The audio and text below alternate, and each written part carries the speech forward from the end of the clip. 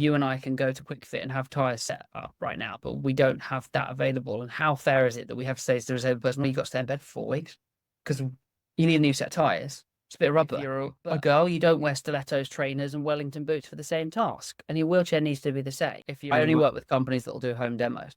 Why? Because I want to know if you've got a gravel driveway, will it fit through your front door? How many wheelchairs have I seen sold that won't even get through someone's door?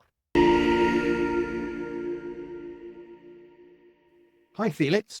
Nice to meet you. I'm Luca, the founder, and I also run the live-in care company. And we love to speak to service providers within the care world.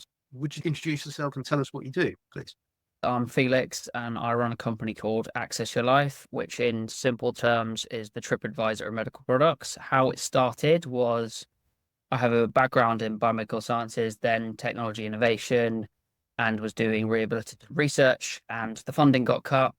And then I got a disabled partner, went to buy her a wheelchair, bought her a wheelchair, realized it didn't do any of the things that they said it was going to do, and spent almost the same money again adapting it. So we went into it as in a lived experience with a disabled partner going, hang on, this industry is wrong. You can go and buy what you think you need based on a sales pitch, not on what you really need. And no one else was doing it. So Access Life launched as essentially initially as just a reviewing platform for wheelchairs to ensure that people with lived experience and the experts, i.e. the people with their bums in the seats, can say what works and what doesn't work based on real user experience, unlike just the sales team using a perfectly smooth concrete floor instead of the real world with bumps and grooves and curbs and everything. So that's how it started. And then about 2 years into that, I got fed up recommending products that people couldn't afford. So we launched the grant assistance scheme where we help people raise the money for the equipment that they need. And fast forward, 2 years now, 2.5 years, we've raised over £500,000 towards people's targets. So that's it in a quick nutshell, really. Things you still do both sort of elements of the reviews as well as the fundraising for equipment. The website still has all the reviews and still has that database. It was just a lot of people coming to our website and then reading the reviews. And what we were learning was you could see within the industry, how do you say this politely, who was ripping off who are the sharks, who are taking advantage of the people. And I was like, okay, it's not just as simple as educating the individual so that they feel empowered to go and make the right decisions. It's ensuring that they don't get caught in these snares. It's ensuring that they aren't working with these companies that are going to rip them off. So we started making a database based on our review data, who are the good suppliers. Then we ended up with partnerships with different suppliers, then ensure that people going through the right suppliers. So over the years, we've basically worked out who's the best in the industry, which are the OTs going above and beyond, who is doing the right thing, following the right people on LinkedIn so that we can follow wherever they end up in business-wise. So I always got access to the best OTs in the industry. I've always got access to great distributors that are good and basically support good small businesses.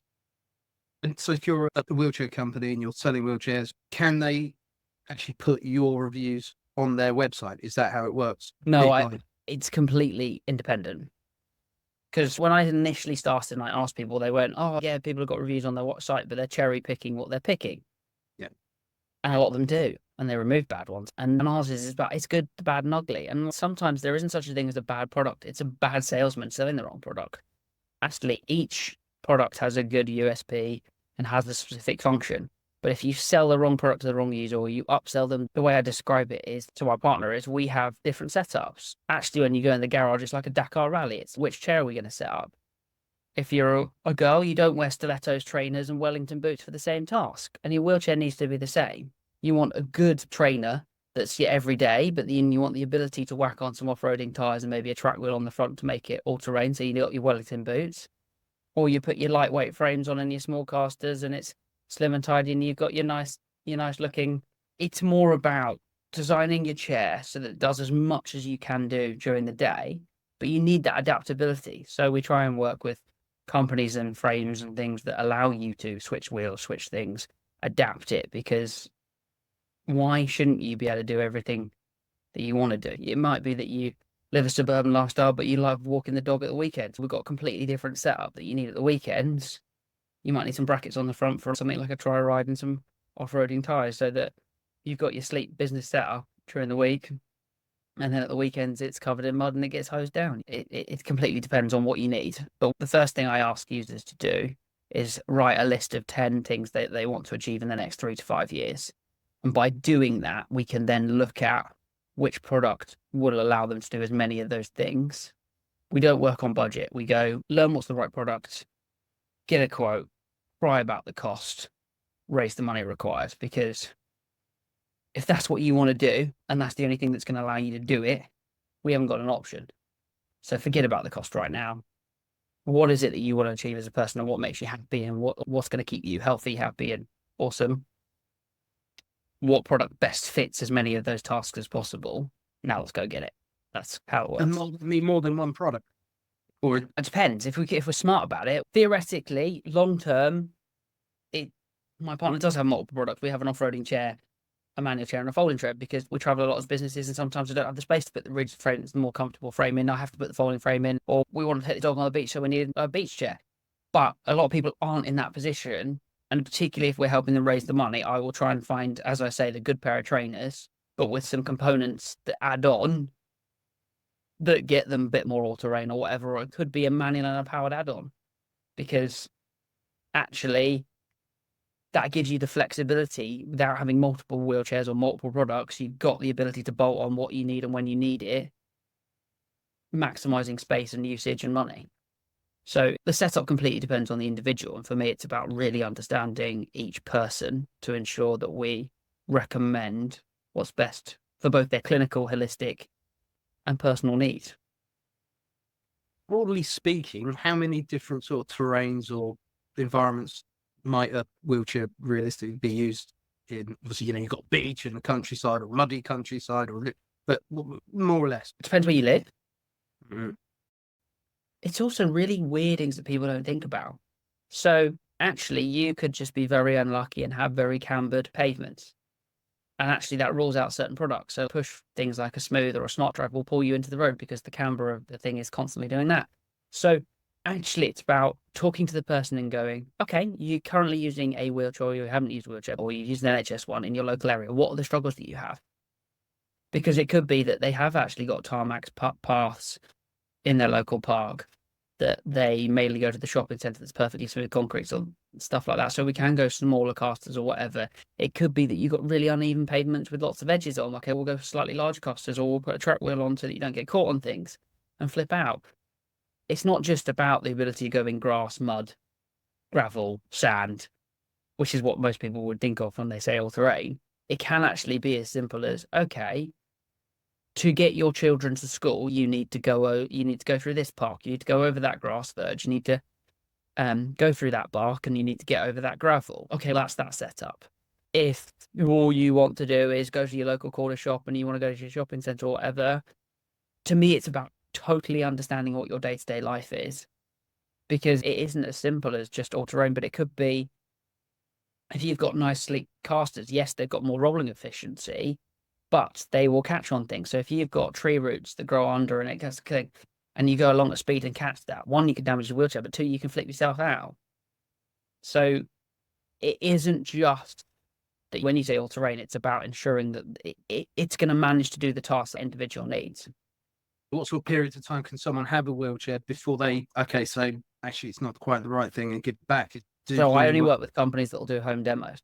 Why? Because I want to know, if you've got a gravel driveway, will it fit through your front door? How many wheelchairs have I seen sold that won't even get through someone's door? Can you turn it in your kitchen? Can it get through your bathroom door? Unless you do a home demonstration where you get to try that product in the environment, or say you go, do you know what? Okay, I'm going to do a home demo, but I really want to walk the dog every weekend. We'll go down the local park, and that distributor will take it down so that you can try it, that powered add-on, in the park. Why? Because that's where you want to use it. These products shouldn't be sold.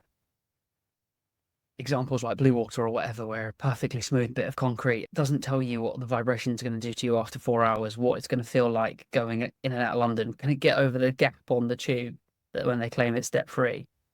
All of those things. If you're a parent with a child with a disability, you want huge growth in that. And certain products have 3 inches of growth in lateral and horizontal, meaning that you're not buying a wheelchair as regularly. But it's way better than what's on the NHS. So There are all those challenges. So someone comes to you and, you help them to identify what their needs are, and they start understanding the different environments and times and scenarios that they're going to be using their chair. And let's say they've got a chair that they've currently got, it's not great. What's the next process then to help them understand what sort of funding is available to them? And If they're NHS eligible, first we need to find out what they can get on the NHS. Is there the ability to upgrade? Can we clinically justify the maximum out of the NHS in that sense? Then we need to check with that ICB and whether or not that area allows you to put powered add-ons, because the vast majority of people want powered add-ons to do the extracurricular activities that we talked about. So it's because some ICB, meaning electric motors and tri rides, smooth things. Some ICBs won't let you do it because it can damage the frames.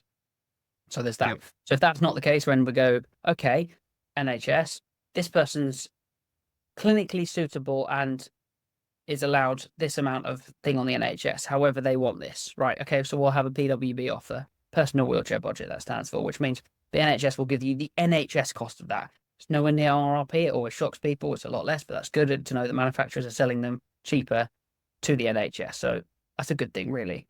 So we'll have your PWB budget and we'll take that money and we'll spend it on on what you need. Yes, it means that they don't then get the support with it if it's pure PWB, so personal wheelchair budget, then they won't get the aftercare and that lot. But we take that money of what the NHS can do and we use it in the most effective way for the individual. Or it could be as simple as they've been given the NHS chair, but it's just not doing the things that they need to do it. Okay, again, learn what's right for that user, find the product, get a quote, cry about how expensive it is, and then raise the money. Because if that's what's going to give you the quality of life you need, we just got to get there. That's the mountain we've got to climb together. In my team, I have different people with different hypermobilities and 3 people with EDS, 1 with hypermobility in the 4 women that are currently in my team. However, how their disability represents and the product that they use is completely different. So we have one that is got more upper body strength and can able to use a front wheel attachment like a tri-rider or rear sense. We have one that had to use joystick because she gets hemiplegic migraines and therefore has to have a handrail and joystick. My partner uses a manual chair with a powered add-on like a smooth because actually she can steer by using friction with her hands. So there's an example of same condition, 4 different people, how their condition represents clinically and what is the right product for them is completely different in the spectrum.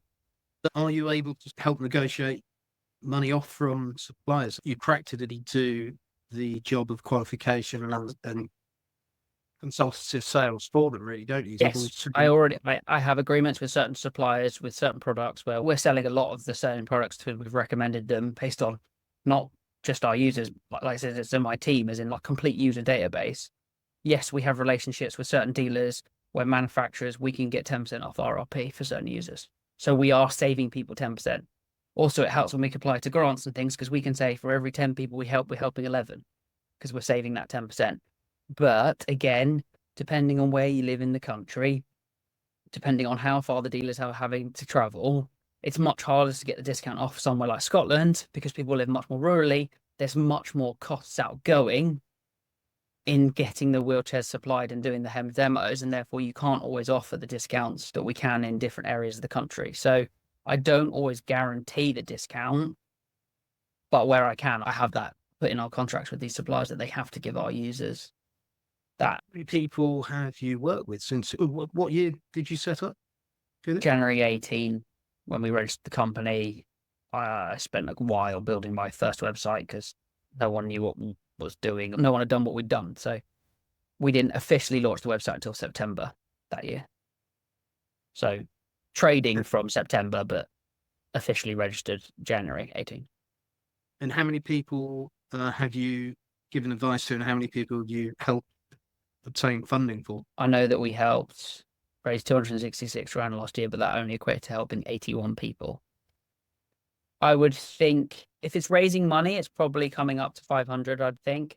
If it's advice on buying, it's probably over 1,000. Thinking back over those years, what's some of the biggest sort of changes that you've helped people bring about in their lives?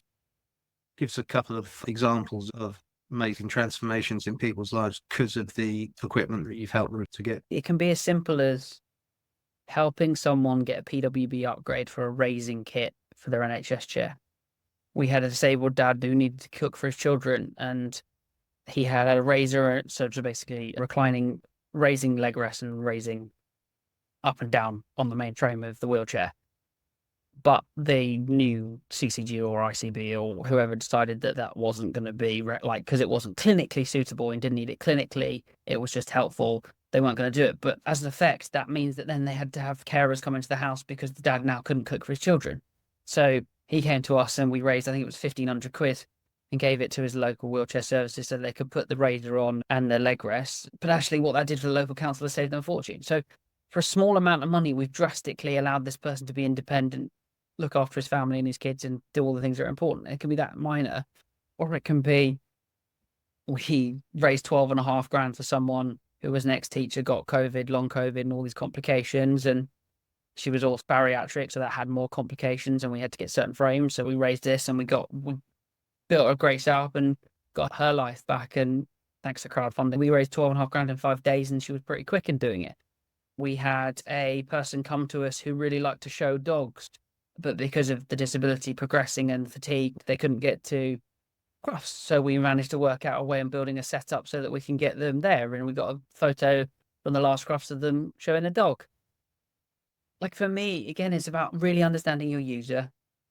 It's about what do you need as a service user from us, and what's going to give you the most independent life you can. The more you understand the person you're helping and the more you listen to their needs, the better results you're going to get. It all comes from just respect, love, and care. Talk to that person like an individual, understand what their daily struggles are, respect who they are as individuals, and cater for that need. That's the best thing about the job, is waking up and finding an email going, I walked my kid to school for the first time in 4 years. Or I got to go and watch my son playing rugby, or any of those things. I got to walk my dog on the beach, or I went and saw my nan, or there's so many different things, or a video of a kid in it going to school and running around with his friends in school because he actually has the right chair now that can chase his friends around. Those emails will never get boring, and they're the lifeblood at keeping the company running, in the sense that they give us the drive every day. But what are you planning next for your service?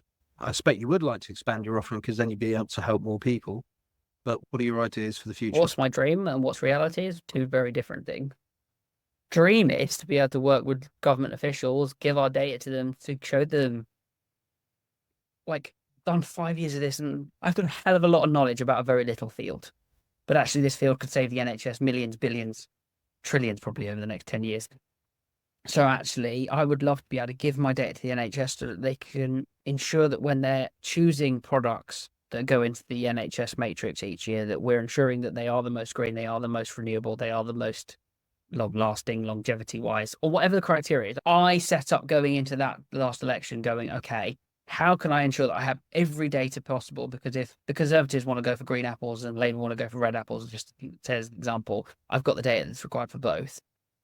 I would love to share what I've got to ensure that we can pull out this rubbishness that's going on, stop buying rubbish that's constantly cycling, that you're having to put more and more money in to constantly repair, put great products in, put growth kit, like pediatric chairs that have growth on them so that the children aren't having to change wheelchairs, we're just growing the chairs as required and things like that. So we're not melting down and building whole new aluminium frames. We're adding 2 inches here and 2 inches there of a bit of aluminium to make it bigger. You can't tell me that's not greener. There's lots of things that we could be doing. That's the dream, is to be able to go, we make sure the right products going into the system and supporting the best businesses that look after users, that are ensuring products exist and parts are available. How silly is it that someone has to wait 12 weeks because they see their OT, they order the bit, it has to come across. I'm sorry, if we know we've got 50,000 of these wheelchairs in circulation on the NHS, and on average, based on the average user, 20,000 of those are going to need brake changes within the first 2 years. Okay, we're going to have a deal with Sunrise Medical to make sure that we always have 5,000 sets of brakes in the country at any one time, so that when an OT says this is clinically not safe, they're trying to stop at the road and they're going into the road because these brakes are failing, we can send it out tomorrow. To me, you and I can go to Quick Fit and have tires set up right now, but we don't have that available. And how fair is it that we have to say to the disabled person, well, you've got to stay in bed for 4 weeks because you need a new set of tires. It's a bit of rubber.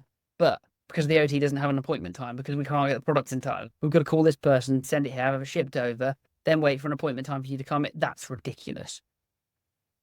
You and I could go to Quick Fit and get a new set of tires this afternoon. I'd love to have that built into the structure within what we have. Is how quickly could we reduce waiting times if we ensured the right product, like the right bits of kit were there tomorrow? Yep. And manufacturers have the money and the cash flow to do that. Arguably going to be better if we can cater for more people quicker and faster. They make more profit. I don't see how that there's a lose in that. That's what I'd love to do. Use my data in that way. Realistically, though, see if I can get more money out of charities, set up my own charity, and just keep slowly spreading the word, because as a small business, I can't grow rapidly because we would implode. We're at capacity now. But if I want to employ disabled people, create jobs for disabled people, it's about finding the right people for those jobs and growing slowly. And I'd rather not jump and go expand and go huge quickly. I'd rather go, okay, no, I want to build a core of really great disabled employees and build up and make sure that I have complete faith and trust in my team and grow slower. Because to me, that is more important. We're about disabled run, disabled led, real users. Because at the end of the day, when someone picks up the phone and calls my company, I want the other person on the phone to go, you know what, I get it. I've sat that side of the table. 6 months ago, I was in tears with the wrong share. The NHS did this to me too. And you know what? It's not okay. It's not fair. But we It's get sorted. it. Yeah. And that's what we're about. How can someone find you, speak to you? Give us your website address. It's www.accesslife.co.uk. And if you want any help, you go straight to the services tab and fill out the form. And then you get put in touch with our brilliant case manager, Isabel, who is the one that raises all the money and does all of that magic.